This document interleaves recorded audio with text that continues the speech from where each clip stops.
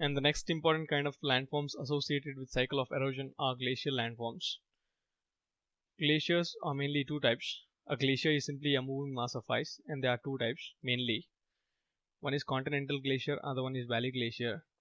Continental glaciers are found in regions like Antarctica, Greenland, etc., where the whole continents are completely filled with ice caps. And Iceland is the biggest continental ice sheet. The valley glaciers are found in alpine mountain system like the Himalayas, Alps, etc. And a glacier is a moving mass of ice. In the erosional process, the most important process is played by glaciers because the glacial erosion is the ones that supplies the debris to the fluvial erosion, that is to rivers. Rivers receive all their silt from mainly from glacially eroded material like in Himalayas. The glaciers are charged with rock debris, that is due to intense amount of pressure and weight. The ice carries a lot of debris below it, that is it carries huge rocks.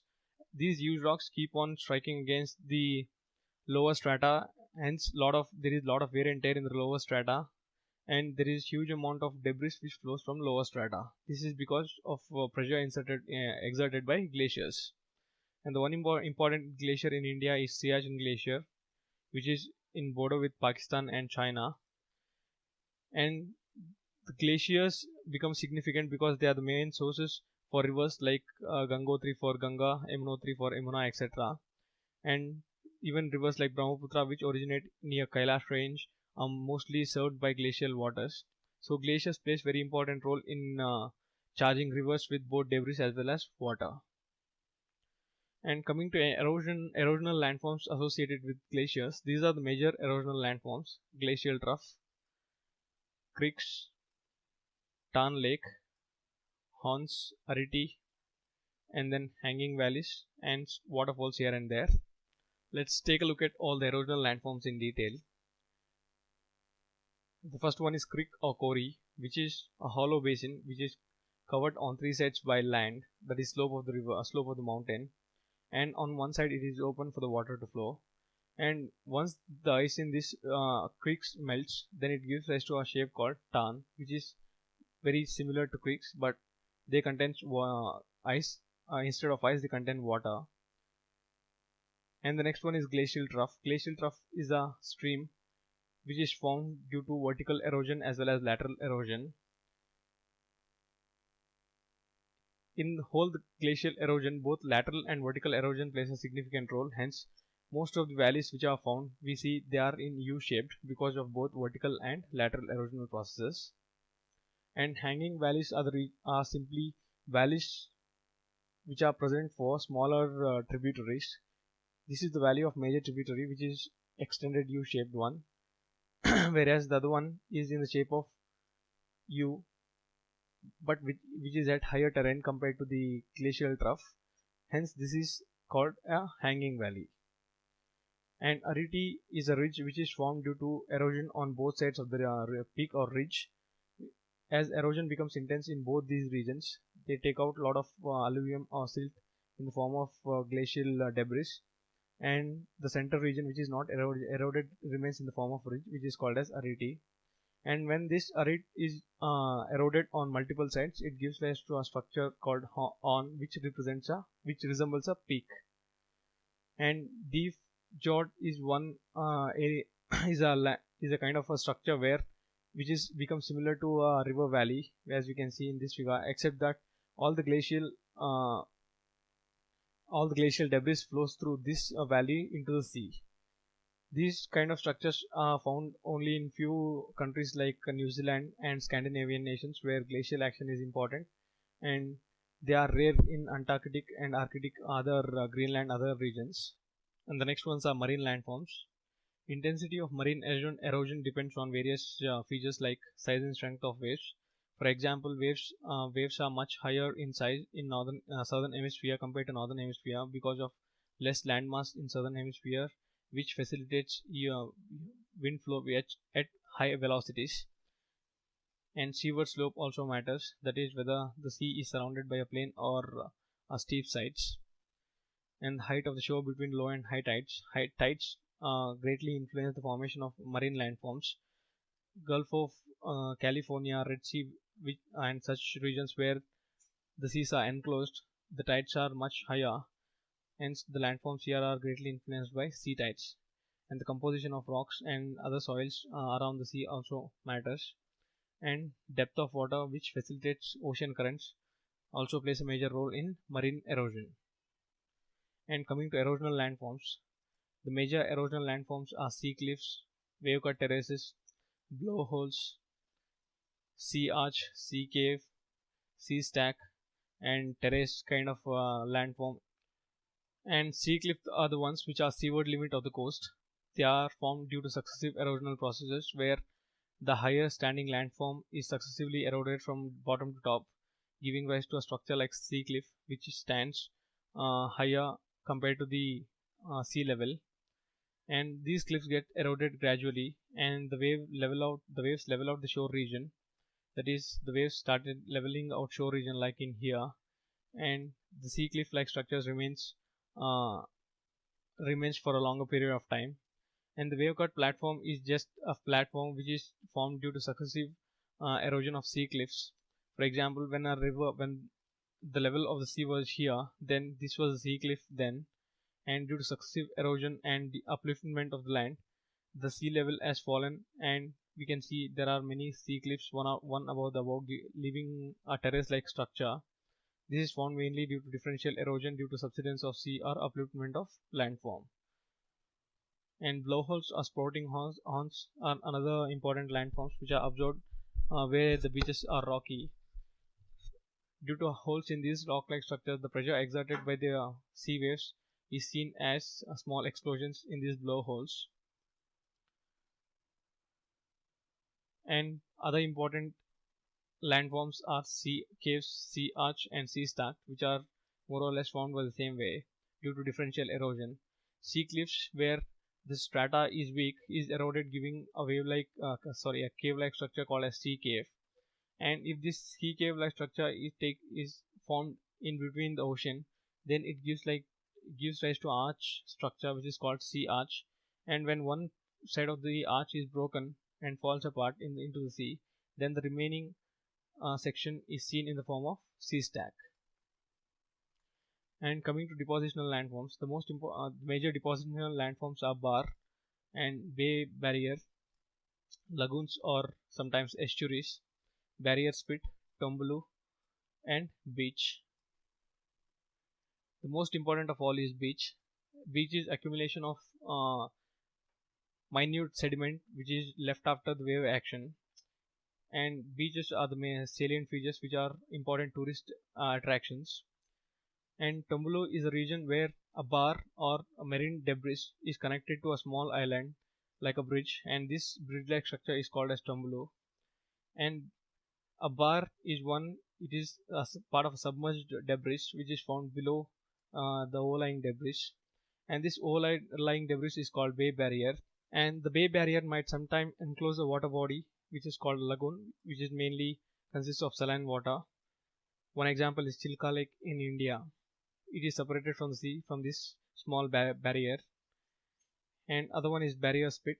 Barrier spit is simply the debris which is accumulated, and it is connected to one side of the beach, whereas other side remains open for the water to enter.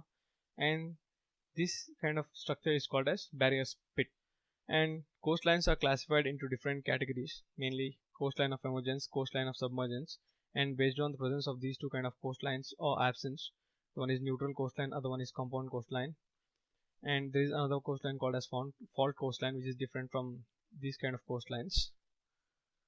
Coming to coastline of emergence and submergence, it is simply formed when whether the sea level goes below or sea level goes above. If the sea level goes above, then some part of the land is submerged. This gives rise to a coastline of submergence. At the same time, when sea level falls and when sea level recedes backwards, then we can see the appearance of the coastline which was further before covered by the sea, and this kind of coastline is called as coastline of emergence. This coastline of emergence or submergence are found mainly due to subsidence in sea level or the upliftment or subsidence of landforms. Both cases are possible. And the main kind of landforms formed by coastline of emergence are bars, spits, lagoons, salt, beaches, marshes, sea cliffs, etc. And in the coastline of subsidence, there are other kind of landforms, namely Ria, Jod, Dalmatian, and other landforms. You can see these are examples of Zod and Ria. Ria is a smaller version of Zod, and this kind of coastline, that is coastline of emergence, is mainly found in east coast of India, especially in the southeastern part, that is near in the coastline of Tamil Nadu, and southern coast of western coastline is also part of coastline of emergence. For example, Kerala coast, and the coastline of submergence is only found along the northwestern coast, that is Mumbai Gujarat coast. For example, Run of Kutch is an example for coastline of submergence. And coming to neutral coastlines, these coastlines are the ones where both submergence and emergence are completely zero, that is there is no submergence or emergence. These coastlines give rise to kind of regions like deltas, which remain there for millions of years. For example, for a delta to be formed, the region needs to be stable for millions of years. Thus, neutral coastlines facilitate the formation of deltas, etc. And also volcano coastlines, coral reef coastline like in Australia are also examples of neutral coastlines. And other one is compound coastline, where both submergence and emergence take place. And these kind of coastlines are mostly found in the coast of Norway and Sweden.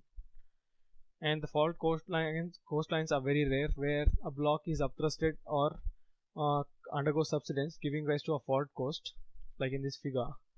A block may be uplifted or it can subside. The neighboring block can subside, giving rise to a fault coastline. And the next important landforms are arid landforms. The cycle of erosion in arid landforms is mainly carried out by wind, and these are the major forms or landforms which are formed in arid landforms.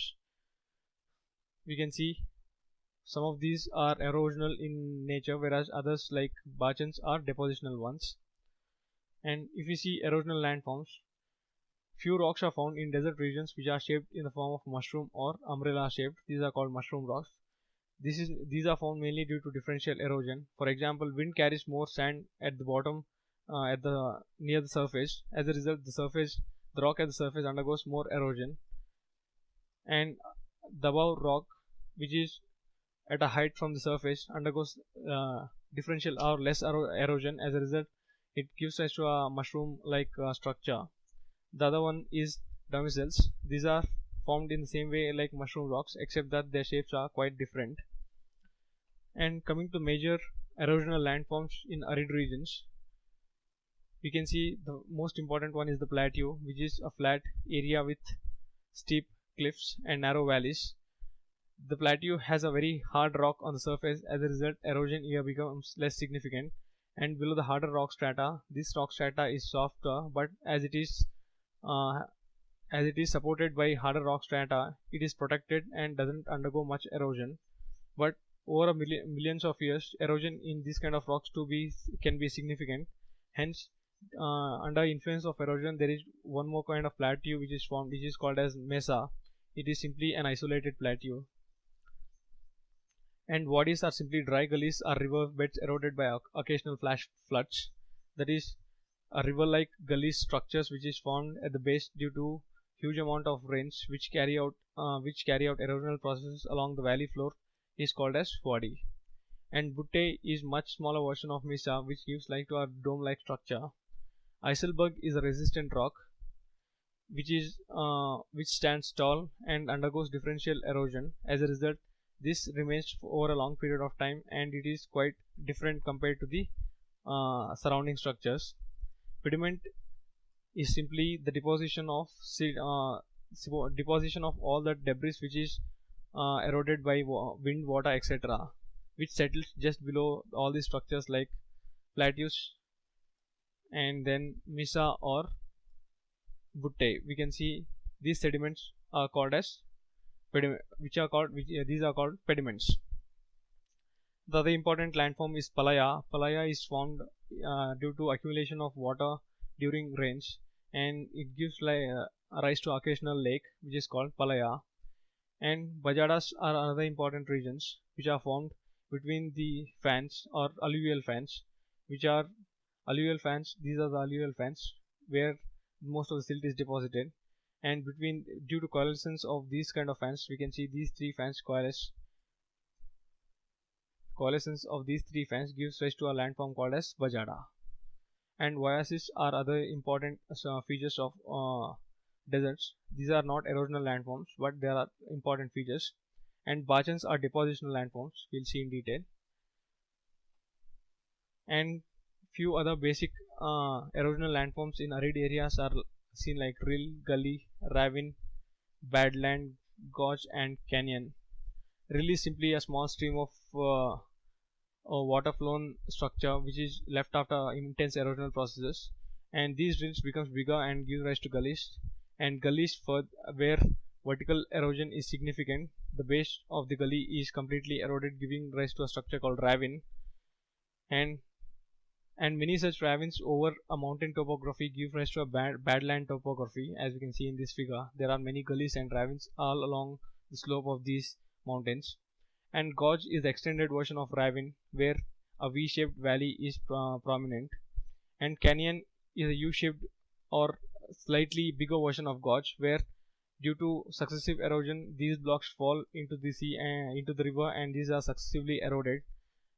And in canyon, though it is a kind of V-shaped valleys, but still the upper sections are divided by much large distances. That is, upper landforms are divided by much larger distances. For example, Grand Canyon in along Colorado River in USA is one good example.